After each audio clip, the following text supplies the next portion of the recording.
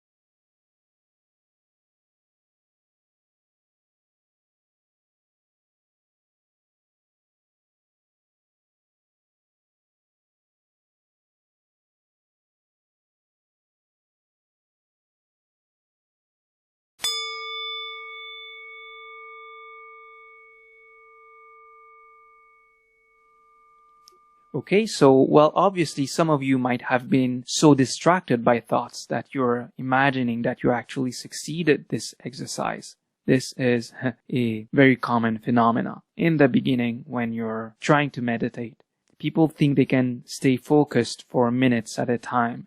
And then after days and weeks of practice, of observing thought, seeing the nature of thought, they finally realize that they were thinking all along. But this is actually a progress. Sometimes it takes a certain amount of time to dispel this illusion. The fact of the matter is this: we are constantly thinking. Even the voice you hear in your mind is a thought. Okay? The images that you see in your mind are thoughts too. Now, this is far from being a bad thing. In fact, it's a remarkable fact about the human mind. Thanks to our ability to think, we are capable of astounding feats of creativity, of problem solving. But the thing is that it is not in our power to completely stop talking to ourselves, whatever the stakes. And this is a problem. You see, we spend our lives lost in thought. I don't know about you, but even at my current level of practice, my mind is just filled with thoughts, moment after moment after moment. And these thoughts are not always positive ones. Our minds are not often our friend. And it's amazing how much stress arises because of it, even in an ordinary and well-ordered life. And it's equally amazing how much of our troubles as traders, our inability to follow our plan as it is, are manufactured by our thoughts. In fact, any resistance you display while you're trading starts with a thought, whether this thought is based in reality or not. And we'll get to that. But your thoughts simply appear in consciousness, in that space you call your mind, very much like my words, and everything else, really. And you just don't know what the content of your next thought will be, right? So all we know is that thoughts arise out of conditions. For instance, you're driving down the road and your eyes see a restaurant, but your conscious mind doesn't really register it. Only your subconscious mind does. Without you knowing it, the sight of that restaurant brings up a memory of eating. And now you're thinking about your grandmother and the delicious pies she used to make. But she's dead, and now you're sad. That's another thought. So that's what I mean by thoughts arising out of conditions, generating the subsequent ones and the next ones. And this process is very enigmatic, inscrutable, because there are so many conditions that form the reality of the present moment. So we can't really pick our thoughts before we choose them, right? So that would require that we think them before we think them. Here's another example.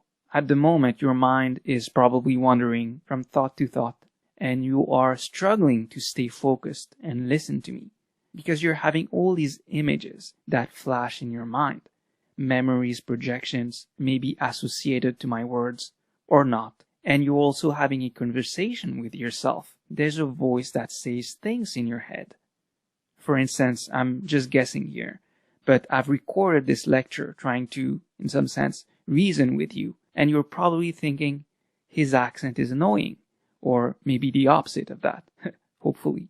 Or maybe you're thinking that what I'm saying is interesting, or maybe not. Maybe it's too esoteric. Whatever's happening in your mind, thoughts just emerge in your awareness, my friends, and you are not authoring the vast majority of them. So now tell me, if you can't take awareness of your next thought as it's arising, maybe a fear-based thought that doesn't want you to let a winning trade run, and if you haven't learned to diffuse the feelings and physical sensations that come along with that thought, what does it say about your behavior? Even more so, what does it say about your performance in the markets? Well, the first one is going to have trouble being consistent, right? And the second one is going to be erratic. The technique we're learning essentially allows us to take awareness of the next arising thought. This doesn't mean that we're going to be able to pick and choose the thoughts in our mind before we think them. No, we can't do that for most of our thoughts because most of them are unconscious. They occur below conscious awareness. What you'll be able to do, though, is that you'll become aware of thoughts, again, as they arise and before they capture you and shape your actions. But as I've been hammering since the beginning of this course, it takes practice. It takes practice to actually see thoughts as they arise and pass without engaging them. Without refining your mind, your thoughts will always appear to be you, who you are as a person. And this creates your actions in the markets and in life. This habit of feeling identical to your thoughts is the very definition of ego. But as we'll see in the next lecture, the ego is an illusion, yet it is the center of all of our problems.